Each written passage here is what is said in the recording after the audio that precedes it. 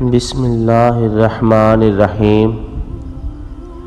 صحیح بخاری حدیث نمبر 3۔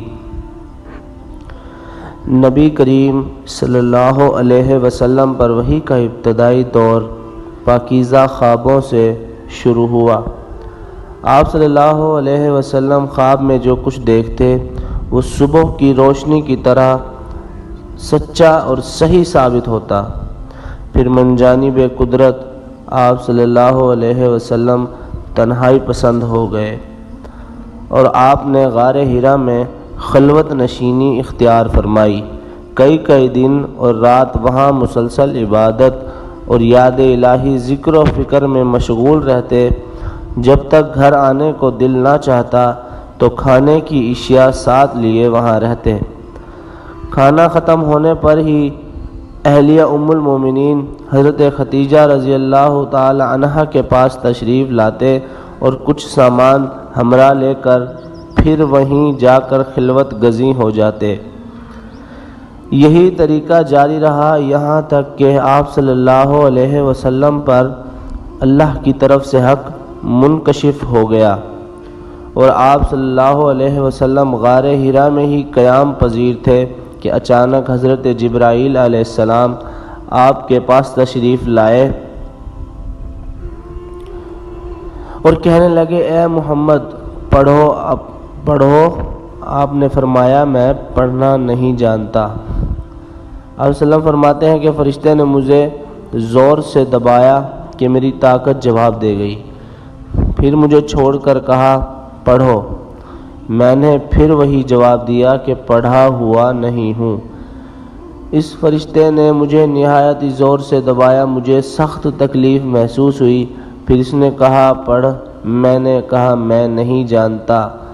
پھر فرشتے نے تیسری بار وہی عمل کیا اور کہنے لگا کہ پڑھو اپنے رب کے نام کی مدد سے جس نے پیدا کیا انسان کو خون کے لوتھڑے سے، پڑھو اور آپ کا رب بہت ہی مہربان ہے۔ بس یہی آیتیں آپ صلی اللہ علیہ وسلم حضرت جبرائیل سے سن کر اس حال میں غار حرا سے واپس ہوئے کہ آپ کا دل اس انوکھے واقعے سے کانپ رہا تھا۔ آپ صلی اللہ علیہ وسلم حضرت ختیجہ کے ہاں تشریف لائے اور فرمایا کہ مجھے کمبل اڑا دو۔ لوگوں نے آپ صلی اللہ علیہ وسلم کو کمبل اڑا دیا۔ جب آپ صلی اللہ علیہ وسلم کا ڈر جاتا رہا تو آپ نے اپنی زوجہ محترمہ ختیجہ کو تفصیل کے ساتھ یہ واقعہ سنایا اور فرمانے لگے مجھے اب اپنی جان کا خوف ہو گیا ہے۔ آپ کی اہلیہ نے آپ کو حوصلہ دیا اور کہا کہ آپ کا خیال صحیح نہیں ہے، اللہ کی قسم آپ کو اللہ کبھی رسوا نہیں کرے گا۔ آپ تو اچھے اخلاق کے مالک، مشکل وقت میں حق کا ساتھ دینے والے، مخلص، بے کسوں کا بوجھ اٹھانے والے، مفلسوں کے لیے آپ کماتے ہیں۔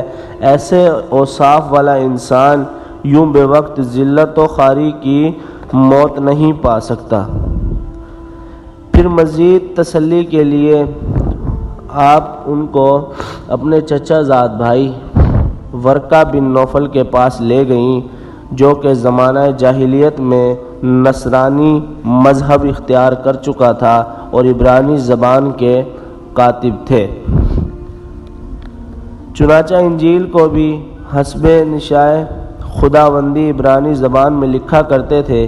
وہ بہت بوڑھے ہو گئے تھے، یہاں تک کہ ان کی بینائی بھی رخصت ہو چکی تھی۔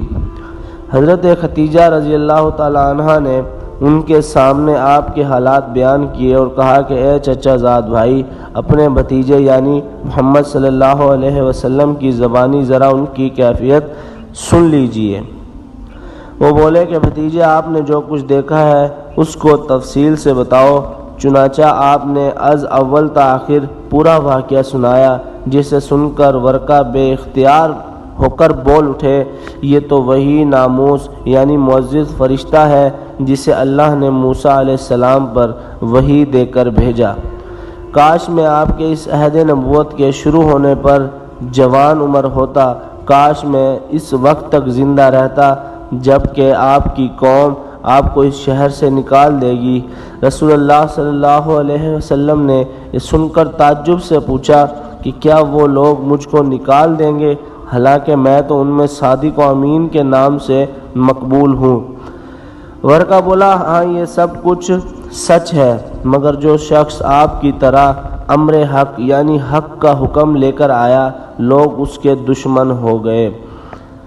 اگر آپ صلی اللہ علیہ وسلم کی نبوت کا وہ زمانہ مل جائے تو آپ کی پوری مدد کروں گا، مگر ورقہ کچھ دنوں بعد انتقال کر گئے۔